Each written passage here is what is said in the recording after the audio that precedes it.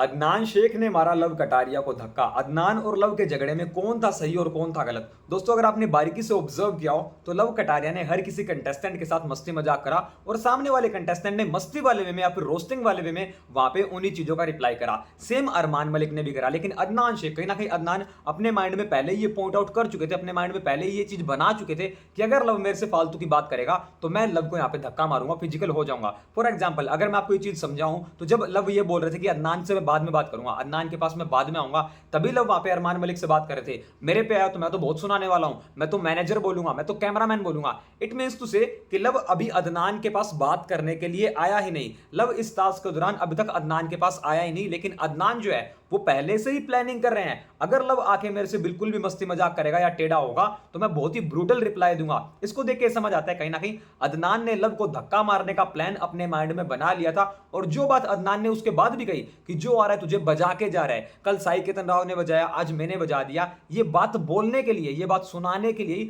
अदनान ने लव कटारिया को जानबूझ के धक्का मारा था। ये हीट ऑफ द मोमेंट में या फिर ये अग्रेसिव होकर मारा गया धक्का नहीं है, बल्कि ये सिर्फ और सिर्फ दिखाने के लिए मारा गया धक्का है कि देखो मैंने लव कटारिया को यहां पे धक्का मार दिया। और अगर मैं आपको बताऊं कि भाई साहब लव और अदनान दोनों एक दूसरे के बिल्कुल क्लोज थे।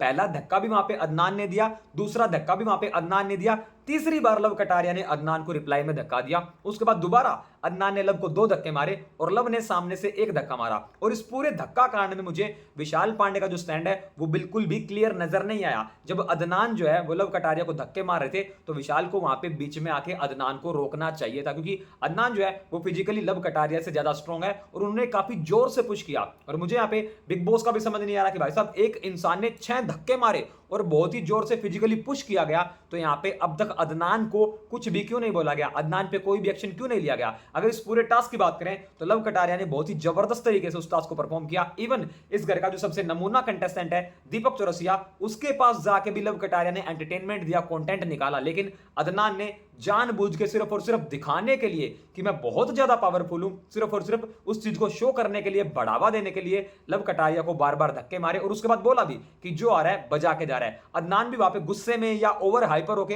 अपने काम को लूज करके धक्के नहीं मारे हैं, सिर्फ और सिर्फ दिखाने के लिए धक्के मारे गए हैं। तो इस पूरी कहानी में मुझे अदनान शेख टोटली रॉन्ग लगा। और इसके साथ साथ मैं ये कहना चाहूंगा कि विशाल पांडे को भी वहां पे बीच में आना चाहिए था। इवन आफ्टर द फाइट वहां पे विशाल पांडे ने लव कटारिया को काफी सारी चीजें बोली, पर उन्होंने अदनान को एक भी चीज नहीं बोली कि आपने धक्का क्यों मारा। तो मुझे विशाल का जो स्टैंड है वो वहां पे क्लियरली कहीं ना कहीं अदनान की तरफ बायस्ड नजर आया। बाकी गाइस आपकी क्या पॉइंट ऑफ व्यू, आपके क्या ओपिनियंस है अदनान और लव के इस झगड़े में कौन था सही और कौन था गलत? और विशाल के बारे में आप क्या कहना चाहोगे? कमेंट सेक्शन में कमेंट करके जरूर बताओ। बिग बॉस OTT 3 से जुड़ी latest update, latest news, live feed की सारी अपडेट को सबसे पहले जानने के लिए अभी सब्सक्राइब करो इस चैनल को और बेल आइकन को जरूर दबाओ।